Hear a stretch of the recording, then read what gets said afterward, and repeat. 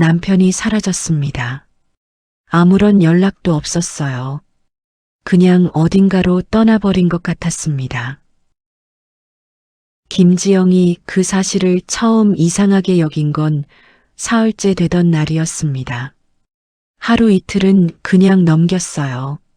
남편 박정호는 은퇴 후부터 부쩍 밖에서 시간을 보내는 일이 많아졌으니까요. 투자 모임이 있다고도 했고 오랜 친구를 만난다고도 했습니다. 늦게 들어오는 날도 잦았고 어떤 날은 아예 연락 한 통 없이 밤을 넘기기도 했어요. 지영은 그럴 때마다 따지지 않았습니다. 다퉈봤자 남편은 귀를 닫아버렸고 그 사실을 오래전부터 알고 있었으니까요. 그런데 사흘이 지나도록 전화를 받지 않는 건 달랐습니다. 신호는 갔어요. 한 번, 두 번, 세 번. 그런데 받지 않았습니다. 문자를 보내도 읽음 표시조차 뜨지 않았어요. 지영은 휴대폰을 식탁 위에 내려놓고 잠시 멍하니 앉아 있었습니다. 창밖으로 햇살이 들어오고 있었지만 방 안은 왠지 어두운 느낌이었어요. 그날도 지영은 오전 일찍 병원에 다녀왔습니다. 시어머니 이순자 여사가 입원한 곳은 집에서 버스로 2정거장 거리에 있는 요양병원이었어요. 노안의 지병까지 겹친 시어머니는 지난 겨울부터 병원 신세를 지고 있었습니다. 84세 나이에 몸은 이미 많이 기울어져 있었어요. 의사는 언제 어떻게 될지 모른다고 했습니다. 조심스럽게 그러나 분명하게 그렇게 말했죠. 밤에는 간병인이 자리를 지켰고 낮에는 지영이 병원으로 갔습니다. 밥을 챙겨드리고 몸을 닦아드리고 말동무가 되어드렸어요. 남편은 병원에 거의 오지 않았습니다. 처음에는 바쁘다고 했고 나중에는 아예 묻지도 않았어요. 지영은 그것도 그러려니 했습니다. 58년 평생 그렇게 살아왔으니까요. 참고 견디고 넘어가는 것이 지영이 삶을 살아가는 방식이었습니다. 병원에서 돌아온 지영은 간단히 점심을 먹고 밀린 집안일을 하려던 참이었어요. 그때 초인종이 울렸습니다. 앞치마를 두른 채 현관으로 나갔습니다. 문을 열자 낯선 남자가 서 있었어요. 넥타이는 없었지만 단정한 차림이었고 손에는 서류 봉투를 들고 있었습니다. 그 뒤로 두 사람이 더 보였어요. 한 명은 중년 여성이었고 다른 한 명은 젊어 보이는 남자였습니다. 안녕하세요. 저 현진 부동산에서 왔습니다. 지영은 그 말을 듣고 잠깐 멈췄어요. 부동산이요? 이 집 매물 확인차 방문 드렸는데요. 내부를 좀 살펴봐도 될까요? 지영의 머릿속이 순간 하얘졌습니다. 매물이요? 무슨 말인지 이해가 되지 않았어요. 저 무슨 말씀이신지 잘 모르겠는데요. 남자는 잠시 지영을 바라보더니 조심스러운 표정을 지었습니다. 박정호 씨 댁이 맞죠? 이 주소로 매물 등록이 되어 있어서요. 모르셨어요? 지영은 아무 말도 하지 못했어요. 발이 바닥에 붙어버린 것 같았습니다. 매물 등록. 이 집이 매물로 나왔다는 말이었어요. 남편 이름 앞으로. 지영이 모르는 사이에 부동산 직원은 상황을 파악했는지 더 이상 들어오겠다는 말을 하지 않았습니다. 확인 후에 다시 연락드리겠습니다. 그렇게 말하고 돌아섰어요. 지영은 닫히는 문을 멍하니 바라보았습니다. 현관 바닥에 햇살이 길게 들어와 있었고 냉장고 돌아가는 소리만 조용히 들려왔어요. 지영은 천천히 소파로 걸어가 앉았습니다. 무릎 위에 손을 올려놓았지만 손이 떨리고 있었어요. 머릿속으로 생각이 빠르게 흘렀습니다. 남편이 이 집을 팔았다는 건가? 언제? 왜? 나는 왜 몰랐을까? 지영과 박정호가 이 집에 들어온 것은 20여 년 전이었습니다. 작은 아파트였지만 두 사람이 처음으로 함께 장만한 집이었어요. 대출을 끼고 들어왔고 허리띠를 졸라매며 갚아나갔습니다. 그 긴 시간 동안 지영은 살림을 꾸리고 가족을 돌봤어요. 이 집은 지영에게 단순한 공간이 아니었습니다. 버텨온 세월이 담긴 곳이었죠. 그런데 남편은 그 집을 팔았습니다. 상의도 없이, 알리지도 않고. 지영은 다시 휴대폰을 들었어요. 남편에게 전화를 걸었습니다. 신호가 갔습니다. 한 번, 두 번, 세 번. 받지 않았어요. 끊기는 소리가 들렸고 이내 자동응답으로 넘어갔습니다. 지영은 전화를 끊었어요. 문자를 보내려다 멈췄습니다.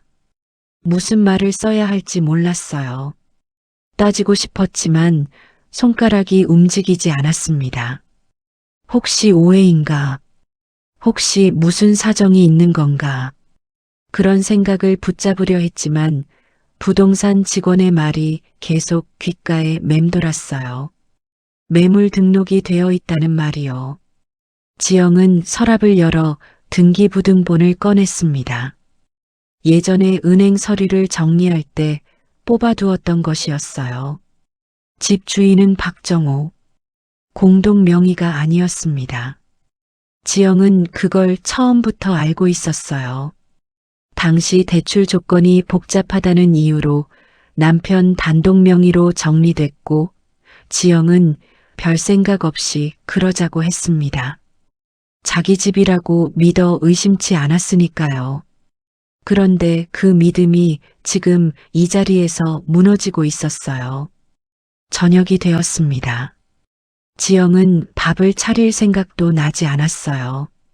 냉장고를 열었다가 그냥 닫았습니다. 식탁 앞에 앉아 창밖을 바라보았어요. 아파트 단지 안에는 퇴근하는 사람들이 하나둘 보이기 시작했습니다. 장을 들고 걸어오는 사람, 아이 손을 잡고 걷는 사람. 아무 일 없는 저녁이었어요. 그런데 지영의 하루는 달랐습니다. 지영은 등기부등본을 내려놓고 손으로 얼굴을 감쌌어요. 눈물은 나오지 않았습니다. 너무 많은 것들이 한꺼번에 밀려와서인지 오히려 아무런 감각도 느껴지지 않았어요. 그저 가만히 앉아 있었습니다. 남편은 끝내 연락이 없었어요. 밤이 깊어지도록. 다음 날 아침이 밝았지만 지영에게는 밤이 끝난 것 같지 않았습니다. 눈을 붙인 것이 고작 두어 시간이었어요. 뒤척이다 새벽 4시에 깨서 멍하니 천장을 바라보다가 다시 누웠지만 잠은 오지 않았습니다. 결국 동이 트기 전에 자리에서 일어났어요.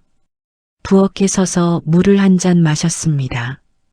차가운 물이 목을 타고 내려갔지만 머리는 여전히 무거웠어요.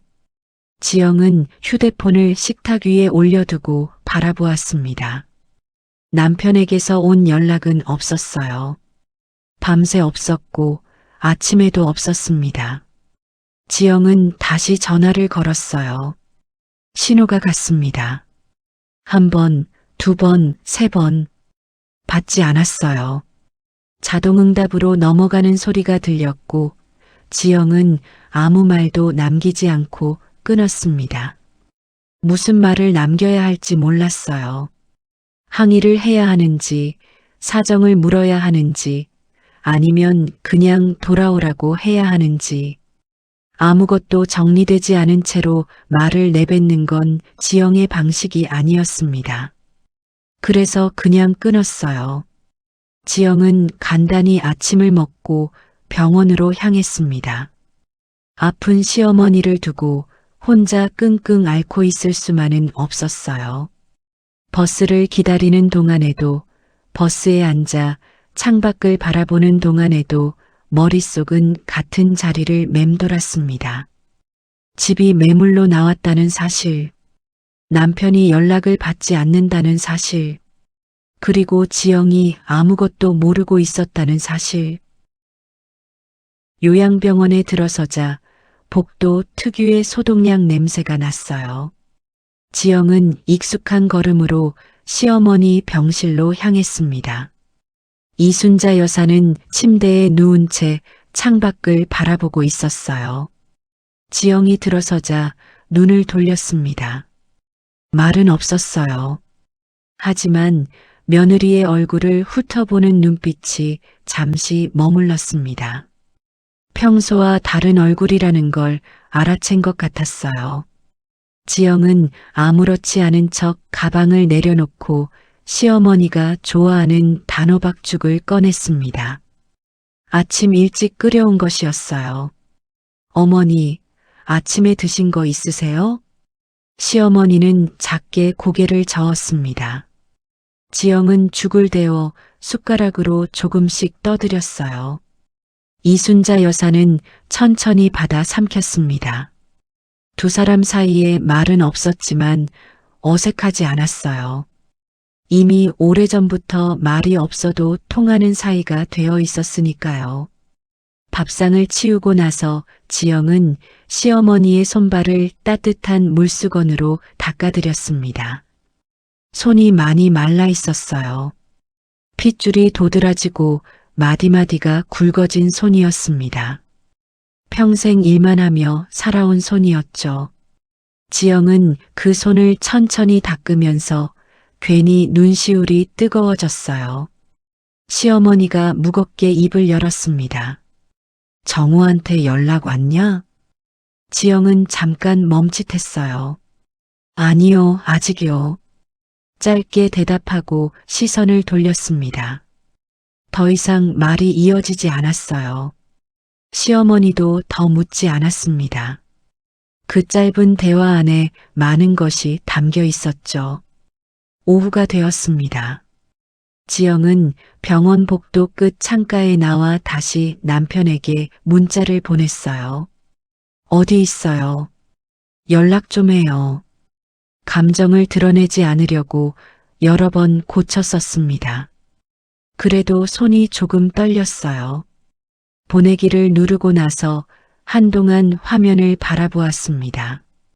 읽음 표시는 뜨지 않았어요. 지영은 휴대폰을 주머니에 넣고 창밖을 바라보았습니다. 병원 앞마당에는 이따금 사람들이 오갔어요. 환자복을 입고 햇볕을 쬐는 노인, 보호자로 보이는 중년 여자, 서류를 들고 바쁘게 걷는 간호사.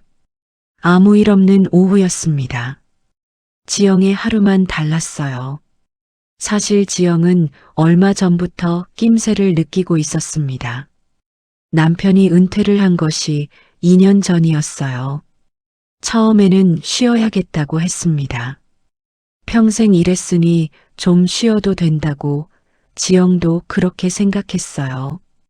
그런데 쉬는 것이 길어지면서 남편의 하루가 이상하게 흘러가기 시작했습니다. 투자 모임이 있다고도 했고 오래된 친구를 만난다고도 했어요. 늦게 들어오는 날이 많아졌고 술 냄새가 나는 날도 있었습니다. 지영이 어디 다녀오냐고 물으면 대충 얼버무렸어요.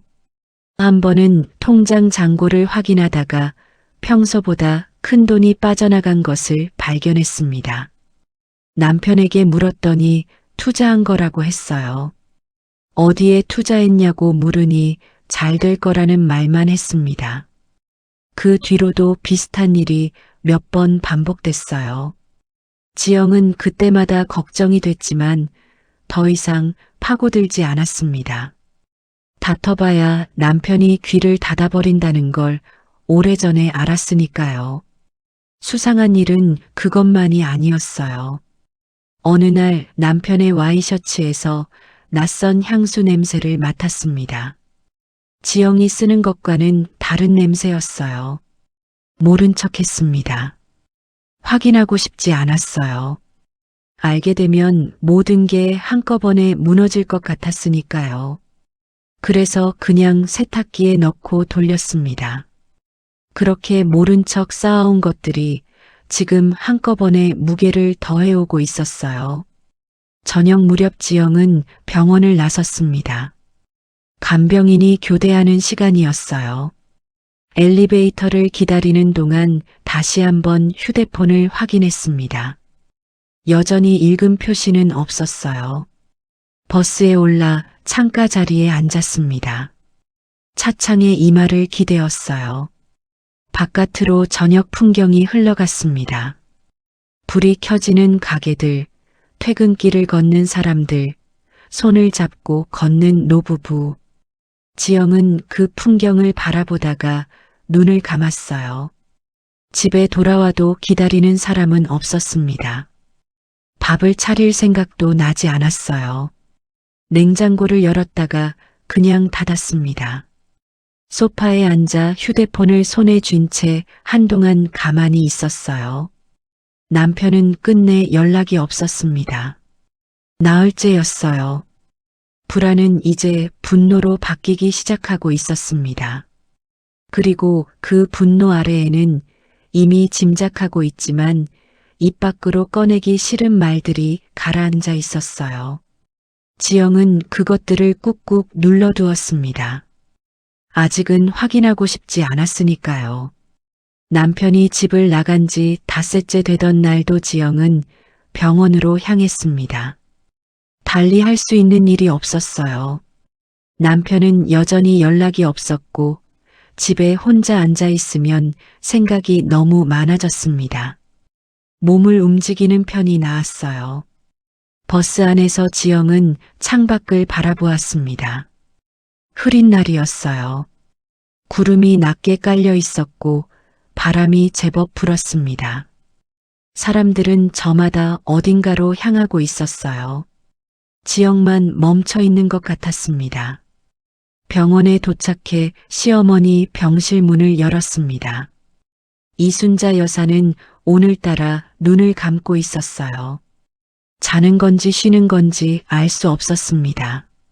지영은 조용히 들어가 가방을 내려놓고 옆 의자에 앉았어요. 시어머니의 얼굴을 바라보았습니다. 많이 여위어 있었어요. 입원하기 전과 비교하면 몰라볼 만큼 달라져 있었습니다. 볼살이 빠지고 피부가 얇아지고 숨을 들이쉬고 내쉬는 것도 예전 같지 않았어요. 의사가 했던 말이 다시 떠올랐습니다. 언제 어떻게 될지 모른다고. 지영은 시어머니의 손을 가만히 잡았어요. 차가운 손이었습니다. 한동안 그렇게 앉아 있었어요. 시어머니는 조금 뒤 눈을 떴습니다. 지영을 보고 아주 잠깐 눈빛이 부드러워졌어요. 말은 하지 않았습니다. 지영도 말을 꺼내지 않았어요. 점심 무렵 지영은 챙겨온 도시락을 꺼냈습니다. 시어머니가 좋아하는 흰죽에 달걀찜을 곁들인 것이었어요. 숟가락으로 조금씩 떠드렸습니다. 시어머니는 천천히 받아 삼켰어요. 예전에 비해 식사량이 많이 줄어 있었습니다. 그래도 지영이 떠들이면 거르지 않고 받아 드셨어요.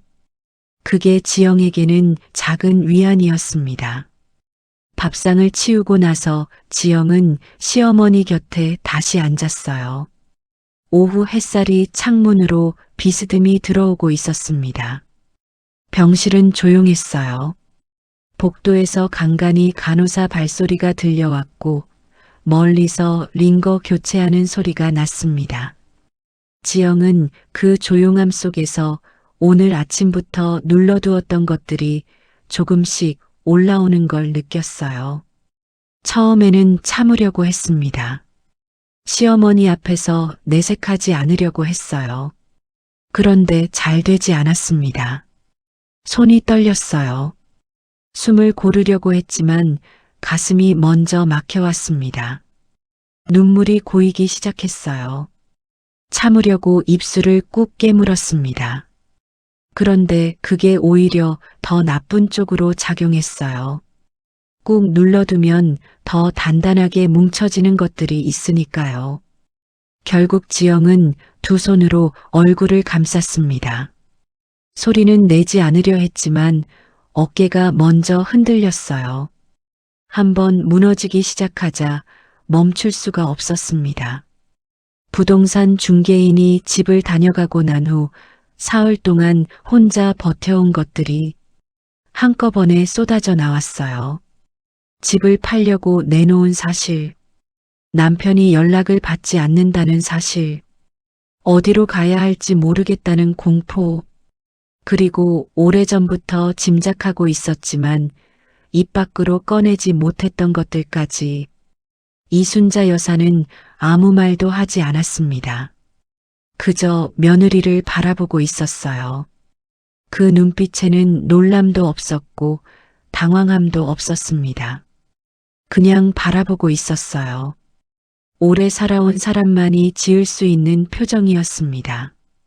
지영은 한참 울고 나서야 겨우 말을 꺼냈습니다. 어머니, 저 이제 갈 데도 없어요. 어떡해요? 목소리가 갈라졌어요. 정우가 집을 팔려고 내놓은 것을 말했습니다. 남편이 지금 닷새째 연락이 되지 않는다는 것도 말했어요. 그동안 쌓였던 것들도 조금씩 털어놓았습니다.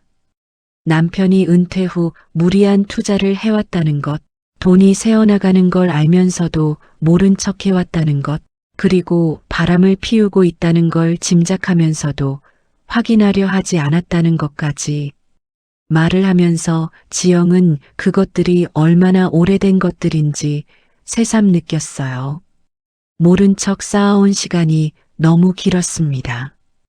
이순자 여사는 한동안 아무 말도 하지 않았어요. 그저 창밖을 바라보았습니다. 희끗희끗한 하늘이 보였어요. 긴 침묵이 흘렀습니다. 지영은 더 이상 버틸 힘이 없다고 느꼈어요. 모든 것이 끝났다는 생각이 들었습니다. 그때였습니다. 시어머니가 조용히 입을 열었어요. 목소리는 작고 낮았지만 또렷했습니다. 그 집 팔아봤자 아무 소용없다. 지영은 순간 멈칫했어요. 위로의 말을 기대했던 건 아니었지만 이 말은 예상 밖이었습니다. 팔아봤자 아무 소용없다고요. 그게 무슨 말인지 지영은 아직 알지 못했어요. 시어머니는 더 이상 말을 잇지 않았습니다. 눈을 감았어요. 지쳐 보였습니다. 지영은 젖은 눈으로 시어머니를 바라보았어요. 방금 한 말의 의미를 가늠해 보려 했지만 알 수 없었습니다. 병실 안에 다시 침묵이 내려앉았어요. 창밖에서 바람이 지나가는 소리가 들렸습니다. 지영은 시어머니의 손을 다시 잡았어요. 차가운 손이었습니다. 그 손을 꼭 쥔 채 지영은 한동안 아무 말도 하지 않았습니다. 말보다 먼저인 것들이 있었어요. 그냥 곁에 있는 것, 그것만으로도 충분한 순간이 있었습니다. 오후 햇살이 조금씩 기울었어요. 병실은 여전히 조용했습니다. 다음 날 아침 지영은 일찍 병원으로 향했습니다. 어제 시어머니가 남긴 말이 밤새 머릿속을 떠나지 않았어요. 팔아봤자 아무 소용없다. 잠자리에 들어서도 그 말이 계속 맴돌았습니다. 무슨 뜻인지 몰랐어요. 위로를 하려다 잘못 나온 말인지 아니면 다른 무언가를 알고 있다는 뜻인지. 시어머니는 평소에도 말이 많은 분이 아니었습니다. 꼭 필요한 말만 했어요. 그래서 그 한마디가 더 마음에 걸렸죠. 병실 문을 열었습니다. 이순자 여사는 침대에 등을 기댄 채 앉아 있었어요. 오늘은 상태가 어제보다 조금 나아 보였습니다. 눈빛이 또렷했어요. 지영이 들어서자 시어머니는 눈으로 며느리를 따라갔습니다. 지영은 가방을 내려놓고 챙겨온 죽을 꺼냈어요. 아침 식사를 거들고 몸을 닦아드리고 창문을 열어 환기를 시켰습니다. 익숙한 순서였어요. 손이 저절로 움직이는 일들이었습니다. 한참 뒤 시어머니가 먼저 말을 꺼냈어요. 어제 내가 한 말 계속 궁금했지? 지영은 손을 멈추었습니다. 네, 어머니. 짧게 대답했어요. 감추려 해도 감출 수 없었습니다. 이순자 여사는 천천히 숨을 고르더니 말을 이었어요. 서두르지 않았습니다. 말 한마디 한마디를 고르는 것 같았어요. 시어머니가 말하기를 오래전부터 알고 지낸 부동산 중개인이 있다고 했습니다. 몇 달 전 그 사람이 저녁 시간에 병문안을 왔었다고 했어요. 조심스럽게 건넨 말이었는데 박정호 씨 이름으로 집이 담보대출을 끼고 매물로 나올 것 같다는 내용이었습니다. 지영은 가만히 들었어요. 시어머니는 그때 이미 알고 있었던 겁니다. 지영보다 먼저. 그러면서도 아무 말을 하지 않은 것이었어요. 이유는 말하지 않았습니다. 그냥 듣고 있었던 거라고만 했어요. 시어머니는 말을 이어갔습니다. 집의 현재 상태를 설명하기 시작했어요. 목소리는 낮았지만 내용은 분명했습니다. 그 집은 이미 시세가 크게 떨어진 상태라고 했어요. 몇 년 사이 주변 집값이 오를 때 그 아파트는 오히려 내렸습니다. 낡은 데다 입지가 좋지 않다는 이유였어요. 거기에 담보대출까지 얹혀 있었습니다. 남편이 언제 대출을 얼마나 받았는지 지영은 정확히 알지 못했어요. 그런데 시어머니는 알고 있었습니다. 중개인에게 들은 내용이었다고 했어요. 대출 금액이 적지 않았습니다. 집을 팔아서 대출을 갚고 나면 실제로 손에 쥐는 돈은 별로 없었어요. 지영은 그 말을 들으면서 천천히 계산이 됐습니다. 남편이 그 집을 팔겠다고 결심했을 때 아마도 큰 돈이 생길 거라고 생각했겠죠. 그런데 실상은 달랐어요. 빚을 갚고 나면 남는 건 얼마 되지 않았습니다. 남편이 그걸 알고 있었는지 아니면 몰랐는지는 알 수 없었어요. 어쩌면 알면서도 다른 계산이 있었던 건지도 모릅니다. 지영은 잠시 말없이 앉아 있었어요. 허탈한 기분이었습니다. 집을 잃는다는 공포가 이틀 동안 지영을 짓눌러 왔는데 막상 그 집이 껍데기에 가깝다는 말을 들으니 오히려 힘이 빠지는 느낌이었어요. 남편은 무엇을 위해 그 집을 팔려고 내놨을까? 그리고 지금 어디서 무엇을 하고 있을까? 지영은 창밖을 바라보았습니다. 흐린 하늘이었어요. 시어머니는 잠시 숨을 골랐습니다. 말을 많이 하면 쉽게 지치는 몸이었어요. 지영은 물을 한 모금 들였습니다. 시어머니는 받아 마시고 나서 다시 입을 열었어요. 그런데 이번에는 목소리가 달랐습니다. 조금 더 낮아졌어요. 말을 고르는 시간이 더 길었습니다. 내가 할 말이 하나 더 있어. 지영은 시어머니를 바라보았어요. 이순자 여사의 눈이 며느리를 똑바로 향하고 있었습니다.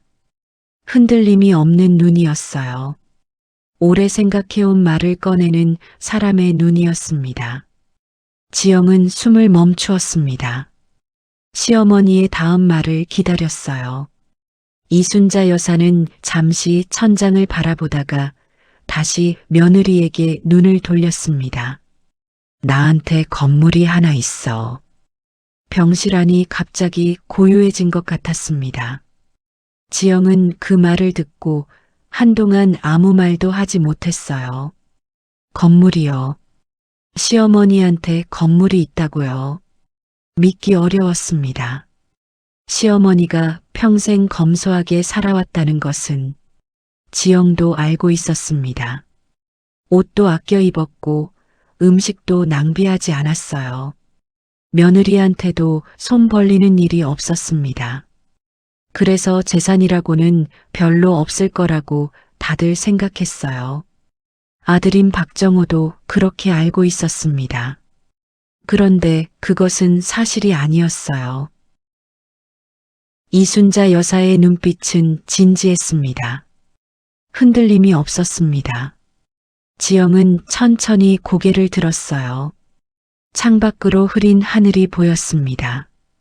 아까와 같은 하늘이었지만 왠지 달라 보였어요. 무언가가 바뀌기 시작하는 느낌이었습니다. 아직 다 들은 것이 아니었어요. 시어머니의 말은 거기서 끝나지 않았습니다. 병실 안에서 두 사람은 한동안 아무 말도 없었습니다. 지영은 시어머니가 한 말을 머릿속에서 되풀이하고 있었어요. 건물이 하나 있다는 그 말. 믿기지 않았습니다. 평생 아끼고 검소하게 살아온 시어머니였어요. 명절에도 큰 돈을 쓰는 일이 없었고 옷 한 벌도 헤어질 때까지 입었습니다. 그런 분이 건물을 가지고 있었다는 말이었어요. 지영은 조심스럽게 물었습니다. 어머니, 그게 정말이에요? 이순자 여사는 천천히 고개를 끄덕였어요. 말이 없어도 그 고개 끄덕임은 분명했습니다. 거짓이 없는 눈이었어요. 시어머니는 숨을 고르며 천천히 말을 이어갔습니다. 서두르지 않았어요. 몸이 힘든 와중에도 또렷하게 말하려는 것이 느껴졌습니다. 건물은 15년 전에 마련한 것이었어요. 남편이 죽고 난 후, 그러니까 박정호의 아버지가 죽은 지 얼마 지나지 않았을 때의 일이었습니다. 친정에서 받은 땅이 있었고 그걸 팔고 난 후 모아온 돈으로 장만한 것이었습니다. 크지 않은 건물이었어요. 작은 상가 건물이었는데 임대료가 꾸준히 들어왔습니다. 시어머니는 그 돈을 많이 쓰지 않고 모아두었어요. 가족 누구에게도 알리지 않았습니다. 아들에게도요. 지영은 가만히 들었어요. 왜 알리지 않으셨냐는 말은 묻지 않았습니다. 굳이 묻지 않아도 짐작이 됐어요. 알리면 손이 먼저 오는 법이니까요. 시어머니는 말을 잠깐 멈추었습니다. 숨이 조금 가빠진 것 같았어요. 지영은 물을 한 모금 들였습니다. 시어머니는 받아 마시고 잠시 눈을 감았다가 다시 떴어요. 그리고 말을 이었습니다. 아들의 변화를 지켜봐 왔다고 했어요. 은퇴 이후 박정호가 달라지는 것을 멀리서 보고 있었다고 했습니다. 무리한 투자를 한다는 것도 알았어요. 돈이 어딘가로 흘러가고 있다는 것도 알았습니다. 그리고 다른 여자가 생겼다는 것도. 시어머니는 그 말을 할 때 잠깐 눈을 내리깔았어요. 아들에 대한 이야기를 하는 어미의 얼굴이었습니다. 실망과 부끄러움이 섞인 얼굴이었어요. 지영은 아무 말도 하지 않았습니다. 시어머니는 계속했어요. 그러면서도 며느리는 달랐다고 했습니다. 아들이 무너지는 동안 며느리는 자리를 지켰다고요. 병원에 매일 왔어요. 밥을 챙겨왔고 손을 닦아줬고 말동무가 되어줬습니다. 불평 한마디 없이. 그 사실을 시어머니는 다 보고 있었어요. 눈이 어두워졌어도 마음의 눈은 여전했습니다. 내 자식이지만 저건 사람이 아니다. 낮고 느린 목소리였습니다. 하지만 그 말의 무게는 가볍지 않았어요. 평생 아들을 감싸온 어미가 뱉은 말이었으니까요. 지영은 가슴이 먹먹했습니다. 뭐라고 해야 할지 몰랐어요. 위로를 해야 하는지 아니면 그냥 들어야 하는지 결국 아무 말도 하지 않았습니다. 그것이 맞는 것 같았어요. 시어머니는 잠시 쉬었다가 다시 말을 이었습니다. 병이 깊어지기 전에 정리를 해두었다고 했어요. 건물의 명의를 바꾸었다고 했습니다. 지영은 그 말을 듣고 숨이 멎는 것 같았어요. 명의를요? 네 앞으로 넘겨뒀어. 그리고 임대료 받은 것도 따로 모아놨다. 병실 안이 다시 고요해졌습니다. 지영은 한동안 말을 잃었어요. 귀로는 들었는데 머리로는 받아들여지지 않았습니다. 시어머니가 건물 명의를 자신에게 넘겨두었다는 말이었어요. 아들도 모르게, 아무도 모르게 손이 떨렸습니다. 무릎 위에 올려놓은 손이 미세하게 떨리고 있었어요. 지영은 고개를 들었습니다. 시어머니를 바라보았어요. 이순자 여사의 눈에는 눈물이 없었습니다. 울지 않았어요. 그런데 그 눈빛이 오히려 더 가슴을 건드렸습니다. 오래 참아온 사람의 눈이었어요. 많은 것을 혼자 사겨온 사람의 눈이었습니다. 시어머니가 천천히 말했어요. 미안하다, 지영아. 지영은 그 말에 그만 눈물이 터졌습니다. 소리 없이 흘렀어요. 닦으려 했지만 자꾸 흘렀습니다. 시어머니가 미안하다고 했어요. 며느리한테 평생 아들 편만 들어온 것에 대해서, 병든 자신을 혼자 감당하게 한 것에 대해서, 그리고 더 일찍 이렇게 하지 못한 것에 대해서. 지영은 고개를 저었습니다. 미안하다는 말을 받을 수 없었어요. 그런데 시어머니는 분명히 말했습니다. 이제라도 너 삶을 살아. 짧은 말이었습니다. 그런데 그 말이 지영의 가슴 깊은 곳에 가서 박혔어요. 너의 삶을 살으라는 말. 지영은 58년 평생 자신의 삶을 살아본 적이 없었습니다. 부모님의 장녀로, 남편의 아내로, 시어머니의 며느리로 살아왔어요. 자신이 원하는 것이 무엇인지, 자신이 어디로 가고 싶은지 생각해 본 적이 없었습니다. 생각할 틈이 없었어요. 그런데 지금 시어머니가 그 말을 하고 있었습니다. 이제라도 네 삶을 살아. 지영은 한참 울었어요. 소리를 죽이고 울었습니다. 시어머니는 그 모습을 바라보았어요. 손을 뻗어 며느리의 손 위에 얹었습니다. 차갑고 여윈 손이었지만 온기가 있었어요. 두 사람은 그렇게 한동안 아무 말 없이 앉아 있었습니다. 창밖으로 오후 햇살이 기울어지고 있었어요. 병실 안으로 빛이 비스듬히 들어왔습니다. 조용한 오후였어요. 지영은 시어머니의 손을 꼭 쥐었습니다. 말이 필요 없었어요. 이미 충분히 전해진 것들이 있었으니까요. 그리고 지영은 그 순간 어렴풋이 느꼈습니다. 무언가가 끝나고 있다는 것을, 그리고 동시에 무언가가 시작되려 한다는 것을. 그것이 무엇인지는 아직 알 수 없었어요. 하지만 두렵지 않았습니다. 시어머니의 손이 아직 자신의 손 위에 얹혀 있었으니까요. 그날 이후 시어머니의 상태는 빠르게 기울었습니다. 의사는 조심스럽게 말했어요. 며칠을 넘기기 어려울 수 있다고. 지영은 그 말을 듣고 병원 복도에 한동안 서 있었습니다. 각오는 하고 있었어요. 언제 어떻게 될지 모른다는 말을 들은 지 이미 오래됐으니까요. 그런데 막상 며칠이라는 말을 들으니 가슴이 내려앉았습니다. 각오와 현실은 달랐어요. 지영은 그날부터 병원에 더 오래 머물렀습니다. 낮에 왔다가 저녁 늦게 돌아가는 것이 아니라 간병인과 교대하듯 밤까지 자리를 지켰어요. 집에 돌아가도 잠이 오지 않았기 때문이기도 했습니다. 시어머니 곁에 앉아 있는 편이 오히려 나았어요. 이순자 여사는 말수가 더 줄었습니다. 눈을 감고 있는 시간이 길어졌어요.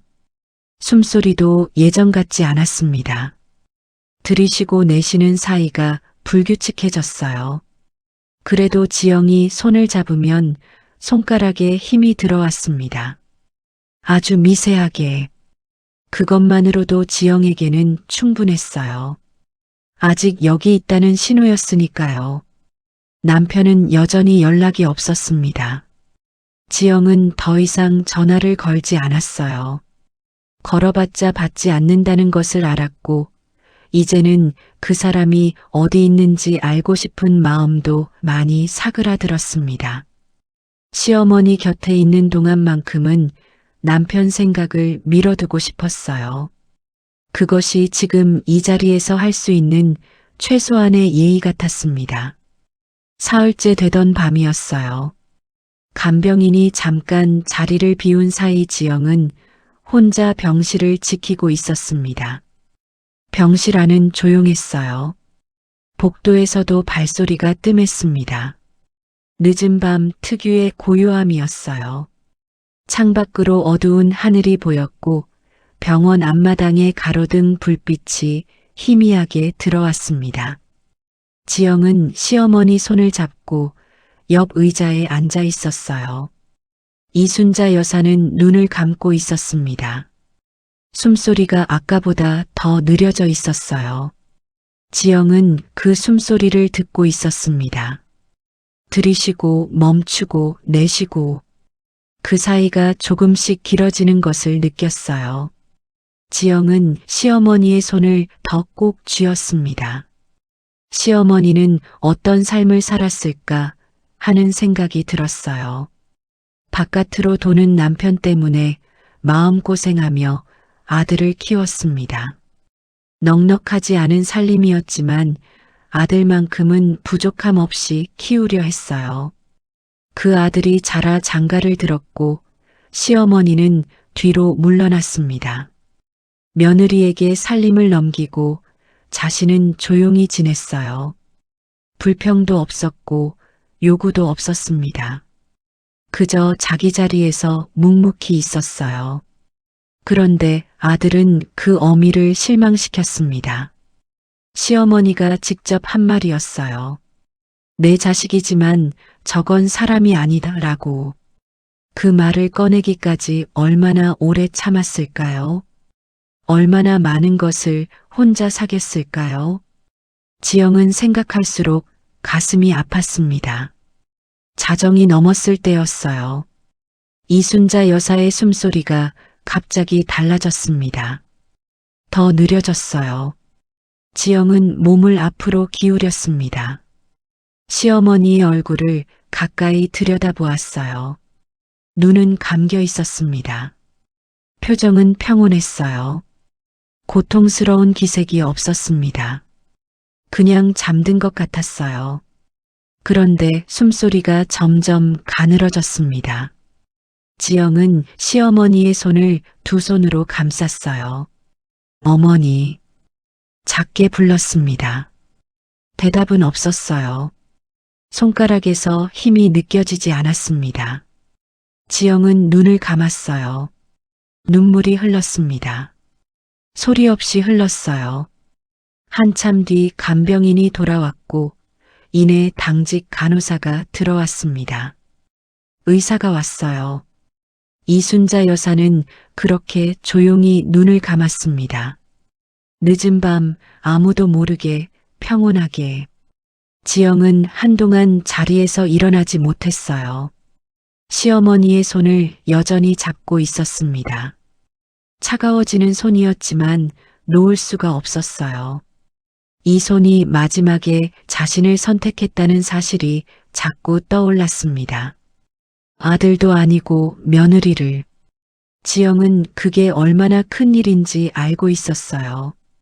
시어머니에게 그것이 얼마나 어려운 결정이었을지도 평생 아들을 감싸온 어미였으니까요. 그런데 마지막에는 며느리의 손을 들어주었습니다. 가장 늦었지만 가장 분명한 방식으로 지영은 천천히 일어났어요. 시어머니의 이불을 여미어 드렸습니다. 그리고 나지막하게 말했어요. 감사합니다, 어머니.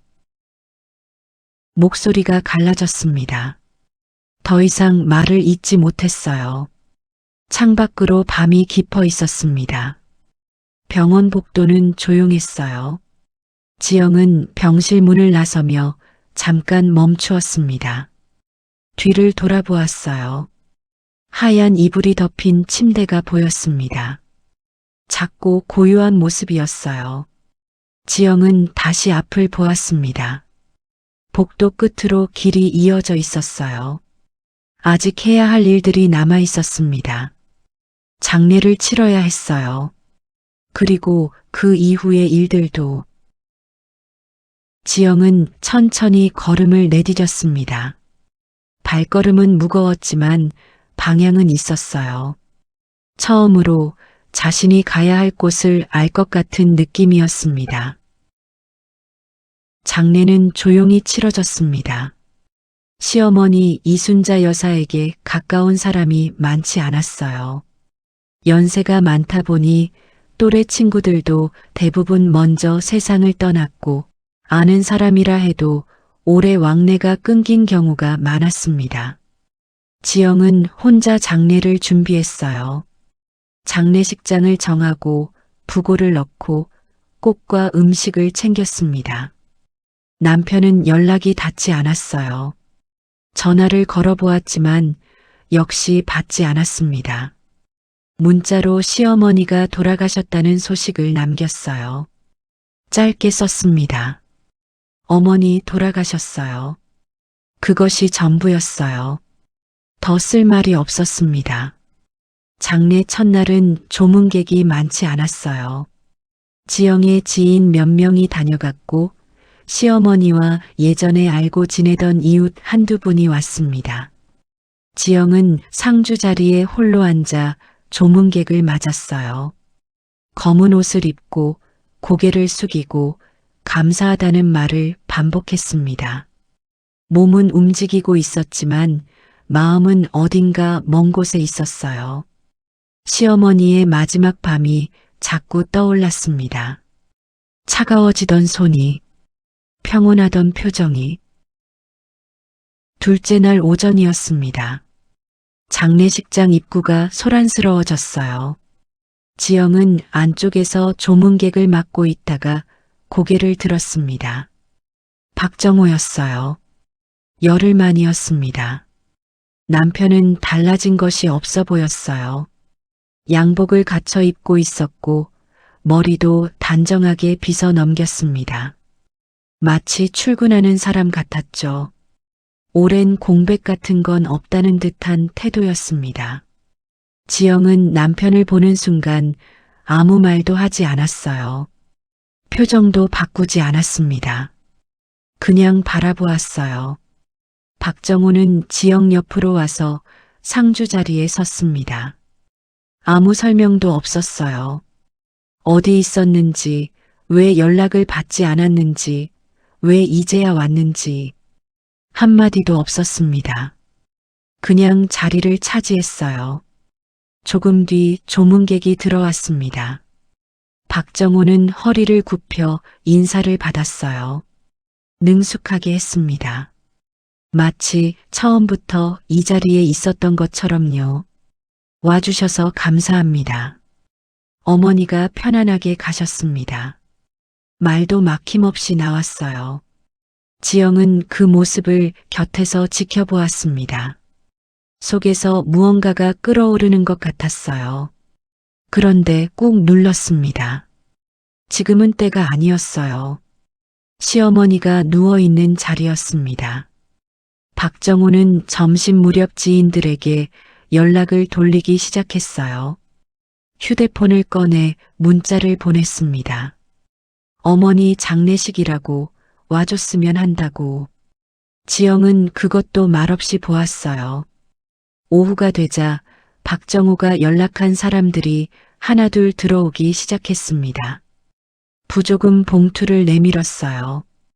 박정호는 그것을 직접 받아 챙겼습니다. 지영 쪽으로 건네지 않았어요. 자신이 직접 들고 안쪽 테이블에 가져다 두었습니다. 지영은 그 장면을 보면서 비로소 이해했어요. 남편이 왜 이제야 나타났는지, 무엇을 노리고 온 것인지. 부조금이었습니다. 그리고 시어머니의 사망 보험금도 있었겠죠.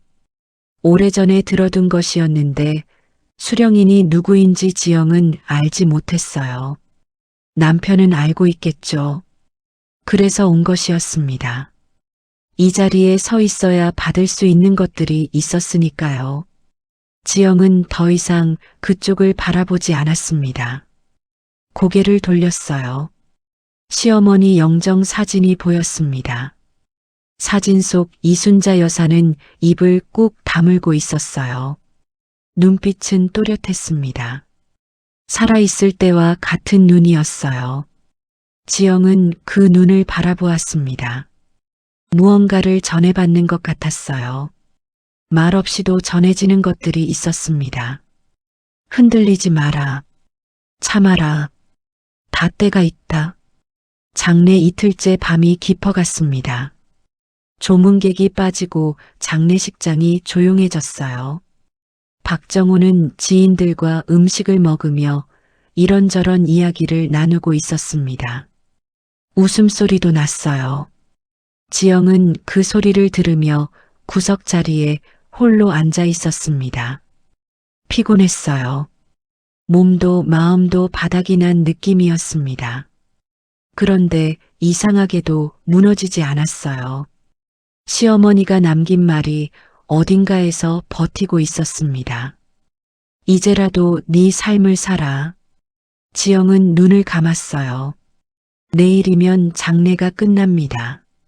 그리고 그 이후가 시작되겠죠. 지영은 이미 결심하고 있었어요. 무엇을 해야 하는지 알고 있었습니다. 남편과 마주 앉을 것이었어요. 그리고 말할 것이었습니다. 아직 그 말을 꺼낼 때가 아니었어요. 장례가 끝난 뒤에 할 일이었습니다. 지영은 자리에서 일어났어요. 시어머니 영정 앞으로 걸어갔습니다. 향을 하나 피웠어요. 연기가 가늘게 피어올랐습니다. 지영은 고개를 숙였어요. 오래 숙이고 있었습니다. 마음속으로 말을 건넸어요. 잘 가세요, 어머니. 그리고 고맙습니다. 두 마디였습니다. 그것으로 충분했어요. 연기가 천천히 흩어졌습니다. 장례식장 안은 조용했어요. 내일이면 끝납니다. 그리고 지영의 다음이 시작될 것이었어요. 장례가 끝난 날 오후였습니다. 조문객도 빠지고 꽃도 거치고 장례식장은 금세 텅 빈 공간이 되었어요. 시어머니는 영면에 드셨고 남은 것은 살아있는 사람들의 몫이었습니다. 지영은 집으로 돌아왔어요. 짐을 내려놓고 손을 씻었습니다. 거울에 비친 얼굴이 낯설었어요. 며칠 사이에 많이 수척해져 있었습니다. 눈밑이 어두웠고 볼이 꺼져 있었어요. 그런데 눈빛만큼은 달랐습니다. 흔들리지 않았어요. 얼마 뒤 박정호가 들어왔습니다. 장례식장에서부터 따로 움직였는데 뒤늦게 집으로 들어온 것이었어요. 넥타이를 풀면서 소파에 앉았습니다. 피곤한 기색이었어요. 마치 힘든 일을 해낸 사람처럼 보였습니다. 지영은 부엌에서 물 한 잔을 가져와 식탁에 놓았어요. 그리고 맞은편에 앉았습니다. 박정호는 물을 마시며 지영을 흘깃 보았어요. 뭔가를 기다리는 것 같기도 하고 아무 생각이 없는 것 같기도 했습니다. 지영은 천천히 입을 열었어요. 이혼하자 세 글자였습니다. 길게 말하지 않았어요. 꾸미지도 않았습니다. 오래 생각해온 말이었는데 막상 꺼내고 나니 담담했어요. 박정호는 잠깐 지영을 바라보았습니다. 그리고 피식 웃었어요. 비웃는 것 같기도 하고 당연하다는 것 같기도 한 웃음이었습니다. 그래 하자. 쉽게 받아들였어요. 너무 쉬웠습니다. 거절도 없었고 설득도 없었어요. 망설임도 없었습니다. 지영은 그 모습을 보면서 속으로 생각했어요. 이 사람은 지금 여유롭구나. 집을 팔 것이니 그 돈이 들어올 거라고 생각하겠죠. 부조금도 꽤 들어왔고 어머니 사망보험금도 있을 거라고 믿겠죠. 이혼을 해도 손에 쥔 것이 있다고 생각하니까 저렇게 쉽게 고개를 끄덕이는 거겠죠. 지영은 아무 말도 하지 않았습니다. 그냥 바라보았어요. 남편의 여유로운 표정을. 그 표정이 언제 바뀔지 알고 있었으니까요. 이혼 절차는 생각보다 빠르게 진행됐습니다. 두 사람 사이에 더 이상 붙잡을 것이 없었어요. 다툼도 없었고 긴 협의도 없었습니다.